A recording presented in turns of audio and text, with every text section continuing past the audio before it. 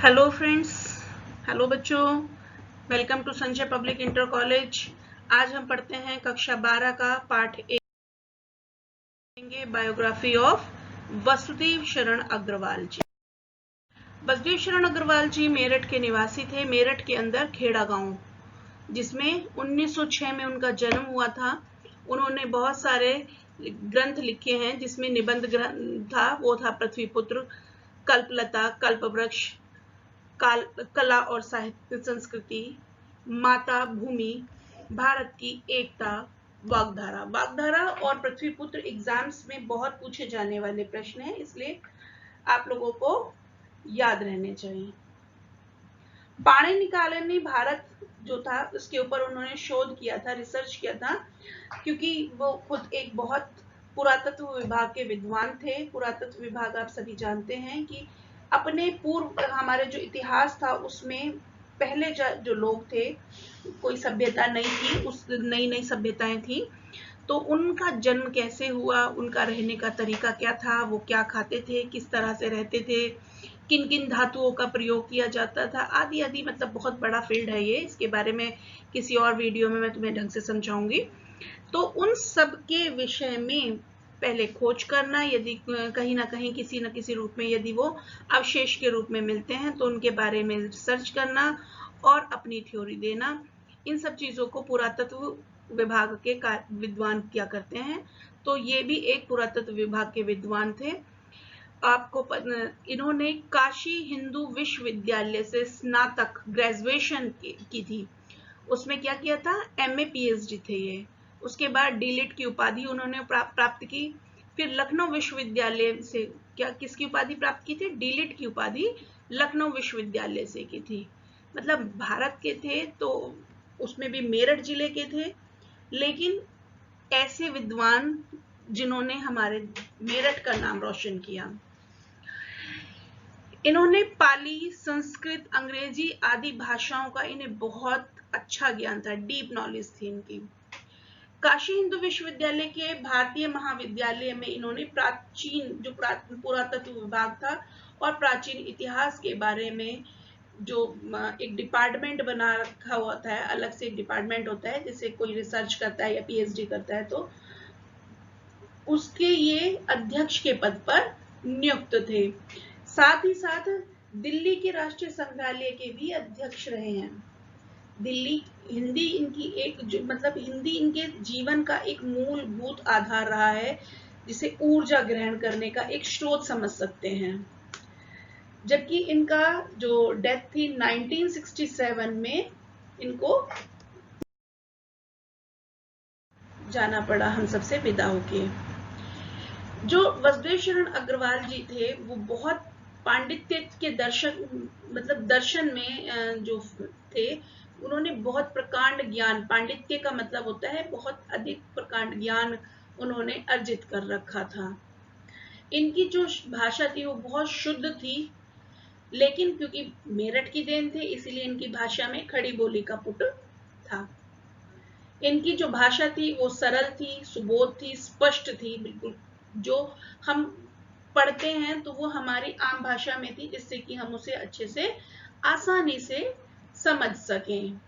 इनमें इन्होंने कहीं कहीं पर देशज शब्दों का, आप लोगों ने सुना होगा ना, देशज, विदेशी, तत्सम, तद्भव, ऐसे शब्द आप लोगों ने व्याकरण वाले हिस्से में सुने होंगे। तो इनकी भाषा में देशज शब्दों का बहुत अधिक प्रयोग किया करते थे वो। लेकिन ये प्राय जब भी कोई विषय लिखते थे, जो इनका लेखन का जो विषय था वो बहुत गंभीर और चिंतनपूर्ण हुआ करता था, बहुत गहराई में, बहुत जिसका दिमाग जो बड़ा पतला और पैना होता है, इस तरह से बहुत ही डीप लिखा करते थे, चिंतन के रूप में लिखा करते थे। इसीलिए इनकी जो शैली थी जो थी विचार प्रधान शैली थी, विचारात्मक शैली का इन्होंने प्रयोग किया। लेकिन साथ में क्योंकि ये पुरातत्व विभाग के थे, तो इसीलिए इन्होंने कहीं कहीं पर कुछ रचनाओं में, सभी में नहीं, कुछ में गवेषणात्मक शैली का प्रयोग भी किया है। ठीक है, कुछ ऐसे शब्द भी इन्होंने प्रयोग किए हैं जो हमारे आम भाषा में प्रचलित नहीं भी होते हैं, बहुत मुश्किल से मिलते हैं। ऐसे भी कुछ कठिन शब्दों का और प्रसंगों का इन्होंने प्रयोग किया है, लेकिन वैसे ये मुख्य तौर पर इनकी जो भाषा थी उसमें ये व्याख्यात्मक शैली का प्रयोग किया करते थे।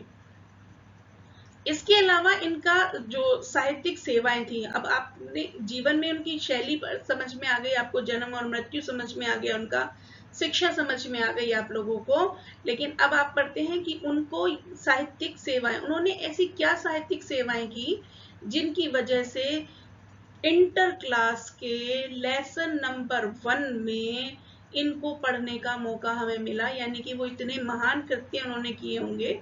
तो इन्होंने सबसे पहले क्या किया था, कई ग्रंथों का संपादन और पाठों का शोधन किया था। कई सारे पाठ हैं जिनके ऊपर उन्होंने रिसर्च की और उनको यदि कहीं किसी प्रकार का कोई उनको लगता है तो उसका शोधन यानी कि उसको प्यूरिफाई करा, शुद्ध करा उनको।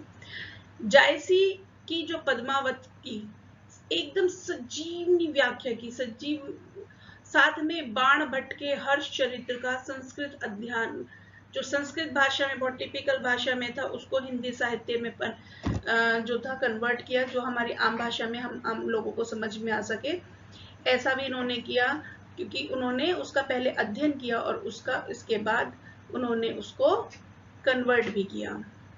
इन्होंने प्राचीन महापुरुषों जैसे कृष्ण, वाल्मीकि, मनु आदि जितने भी थे उनको आधुनिक दृष्टिकोण से, मतलब पहले जमाने में हम उन्हें जिस दृष्टिकोण से सोचते थे उनके अनुसार आज के वर्तमान में उनको जो बुद्धि संगत लोग हैं, उन्हें ऐसे लोग होते ना, आप लोग भी मानते होंगे कि जी ऐसे कोई नहीं हो सकता, वो इधर से उधर गायब हो गए, तुरंत अचानक से देवता प्रकट हो गए, अचानक से वाल्मीकि जी डाकू से कैसे वो इतने महान व्यक्ति बन गए। तो इन सब चीजों को उन्होंने वर्तमान स्थिति में, आधुनिक मतलब आज के युग के दृष्टिकोण से उनका चरित्रण दोबारा से बुद्धि के अनुसार किया, जो कि बहुत तर्क संगत था। ठीक है, अब आती हैं उनकी कृतियां। कृतियां बहुत इंपॉर्टेंट होती हैं बच्चों, जब भी एग्जाम्स में आप लोग लिखते हैं तो बेटा सबसे ज्यादा उनकी जन्म मृत्यु के साथ साथ उनकी शिक्षा के साथ साथ वो एक बार को आप स्पष्ट करते तो हैं ही, वो तो बहुत जरूरी है ही है, लेकिन अगर आपने उन सब के साथ में उनकी कृतियां, कृतियां मतलब उनके द्वारा लिखी गई रचनाएं, यदि आपने वो मेंशन, प्रभाव आप एग्जामिनर के ऊपर अच्छा नहीं पड़ता है बच्चों का। तो उनकी जो कृतियां थी वो निबंध रचनाएं भी थी, शोध भी थे, संपादन भी थे, बहुत सारे थे। ये आपके इस पेज पर स्पष्ट दिए हुए हैं। जैसे मैं कुछ आप लोगों को कुछ पढ़कर बता देती हूँ, बाकी सब आप लोग एग्जाम्स में याद कर लेना। मैंने भी पहले बताया था, निबंध संग्रह में पृथ्वीपुत्र है, कल्पलता है, कला और संस्कृति है, कल्प वृक्ष है, भारत की एकता है, माता भूमि है, वगधरा है आदि, है ना। तो इनके शोध भी दिए हुए हैं। पाणे निकालेनी भारत,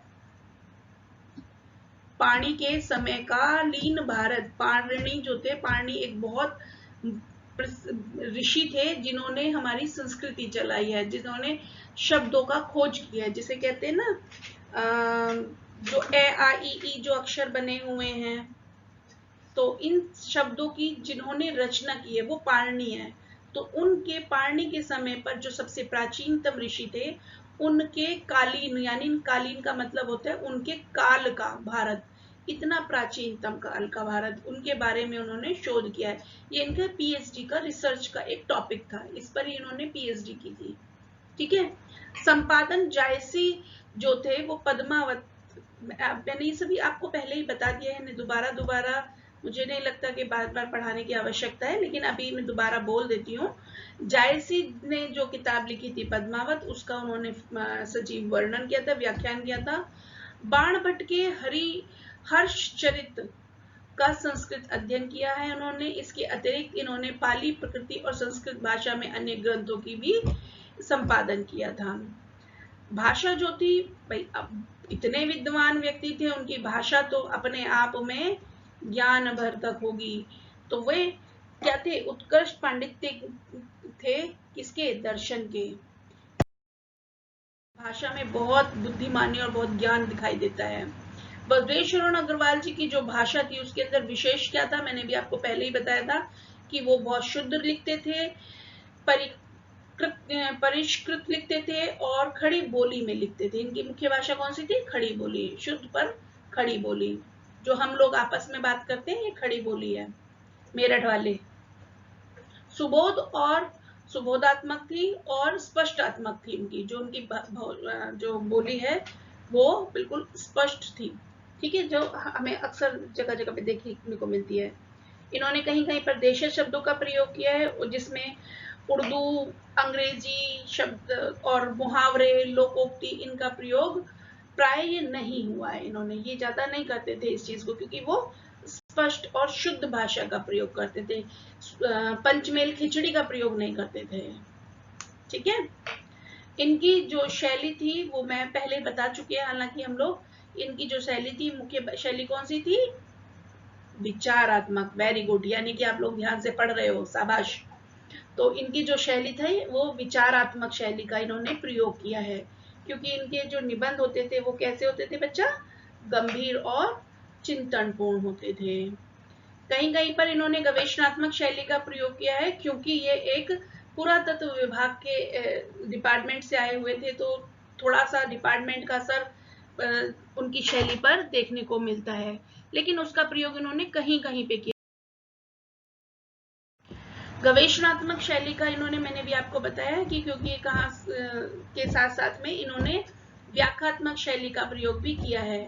गवेषणात्मक शैली इन्होंने बहुत ज्यादा प्रयोग नहीं की है, किसी विशेष ग्रंथ में कहीं कहीं पर ही की है, लेकिन व्याख्यात्मक शैली का इन्होंने काफी जगह पर प्रयोग किया है, लेकिन वो कठिन होती थी और अस्पष्ट प्रसंगों को सरलता पूर्वक स्पष्ट करने के लिए उन्होंने, जैसे कहीं पर ये इन्होंने कठिन भाषा का प्रयोग कर दिया है, अब उसको एक्सप्लेन करने के लिए, क्योंकि कठिन भाषा हर किसी व्यक्ति की समझ में नहीं आती है, जो ज्ञानी होता है, जो साहित्यिक क्षेत्र का होता है, उसको तो आराम से समझ में आ जाती है, लेकिन यदि हम आम आदमी उसको पढ़ता है या हम, तो क्या होता है कि वो स्पष्ट नहीं समझ में आती है।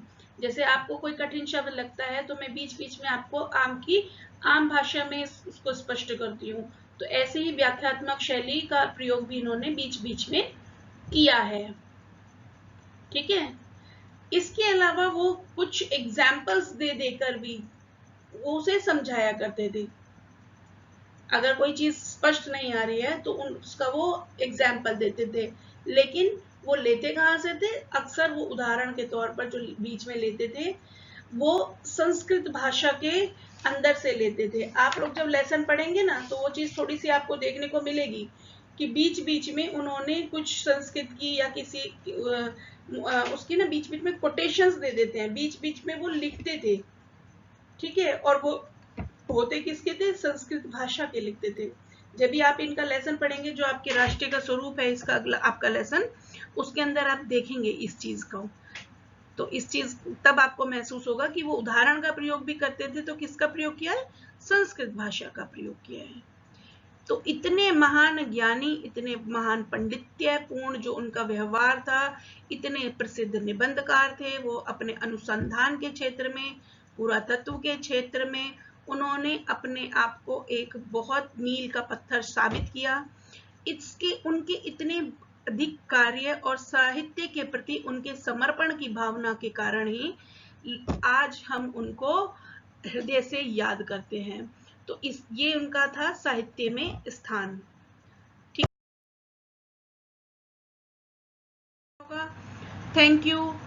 आप और लेकिन इसको अच्छे से लर्न भी कर लेना, सब्सक्राइब कर देना, जिससे कि आने वाली जो भी नई नई वीडियोस होंगी, अगला लेसन है जो क्रमशः चलता रहेगा, वो आप लोगों के पास पहुंच जाएगा। बेल जो है उसको भी साथ में दबा देना। थैंक यू बच्चों।